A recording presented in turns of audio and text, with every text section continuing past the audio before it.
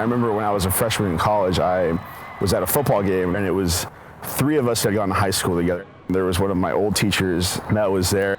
When he saw us at the game, he's like, "Oh, what are you guys doing here?" And I was like, "We're students here." He was like, "Really? You guys made it to college?" And I was like, "Yeah, this is what we've been like working for." And he's like, "Wow, I'm surprised you actually did it." I am Ricardo Mendoza. I currently am a researcher at OHSU in the cardiology and heart failure department. I went to school at Oregon State University, where I majored in kinesiology with a pre-med emphasis and a certificate in medical humanities.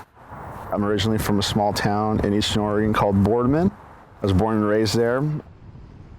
Boardman is kind of a unique town in Eastern Oregon. You know, the population of the town was majority Hispanic, a lot of like migrant workers. And so a lot of the people that I went to school with, we were all kind of in the same boat of having to learn the ropes of American culture. It was pretty unique because although it was like a small town, like the schools that I went to were very small, like I think we had like a nice combination of people from kind of all walks of life, you know, because it wasn't just like Hispanic immigrants. There was some immigrants that were coming from like African countries. There were some that were coming from Asian countries. So we definitely had like a nice cultural mix, even though the majority of us were, you know, Hispanic. I was the second person in my family to be born in the U.S. I have an older brother that was born here, but I have 2 older siblings that were actually born in Mexico, and they immigrated here back in the early 90s. So I did grow up around the, you know, the whole, you know, traditional Mexican culture and all that. And my first language was actually Spanish. My parents, you know, they always spoke Spanish around the house and stuff. I spent a lot of like my childhood going to Mexico. My parents made it kind of a big point to like every other year, if not every year, to go back to Mexico and kind of keep in touch with their roots. My parents are from a state called Michoacan. My dad is from a town called La Luz, which I guess translates to the light in English. And then my mom is from a town called Siracuarendiro. I think it's about like 2 miles apart. Like you can walk from one town to the other pretty easy. And the town that my dad's from probably only consists of like maybe 500 people, but the town that my mom's from is probably like 100 people max. So very small. A lot of agriculture. Everybody there is usually like either cattle farmers or they grow like grain, all that kind of stuff. Like me, for instance, not being in agriculture is like probably one of the biggest abnormalities because like everybody in my family still works in agriculture in some way.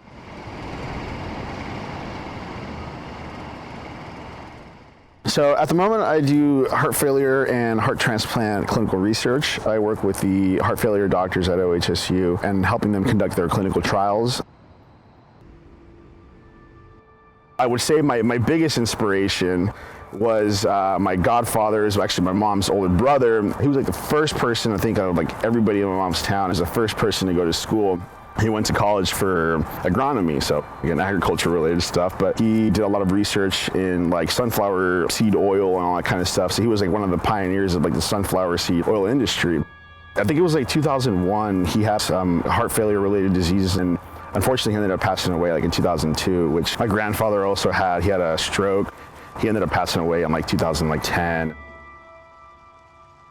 That was like my first exposure to medicine. I just didn't really see like back then that being like a viable career for me. Like I didn't think I was able to do something like that.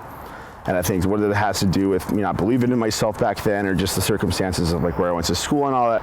I graduated in class of 78. Out of those 78, I think 20 of us went to school, and then I think only 7 of us like actually graduated college. And there was also people that I went to school with. They were motivated to, you know, do something in terms of like a career through education, but their parents just didn't support them whatsoever. They thought it was a waste of time, like many other people did, and they thought that it was better to just go work, move up in the ranks at a job versus having to go get an education and stuff. So a lot of the times, like me working in like the field that I work in now, like there isn't really many people like myself.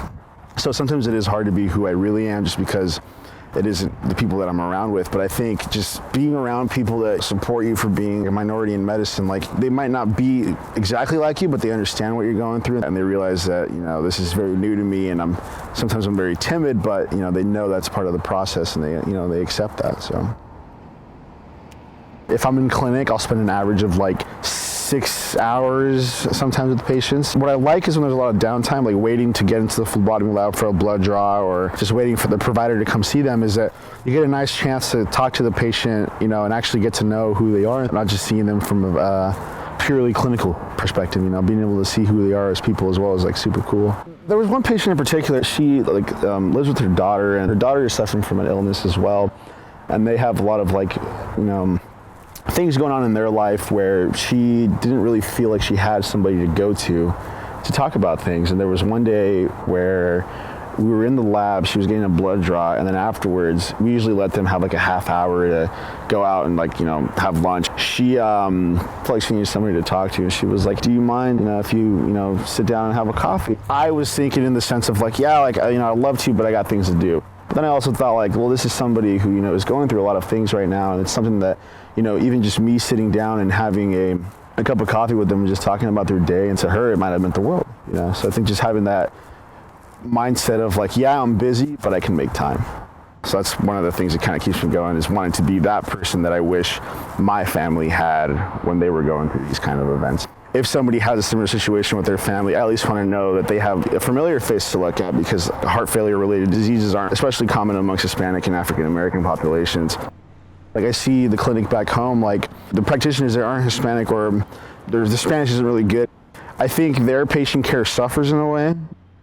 It'd be nice to go back and just be able to talk directly to patients and provide some kind of stability. I think the big thing that rural medicine in general suffers from is that there isn't really much stability in terms of practitioners. At the clinic that I used to shadow at back home, I started shadowing there in 2017, and I think it consisted of 6 practitioners, and not a single one of them is still there.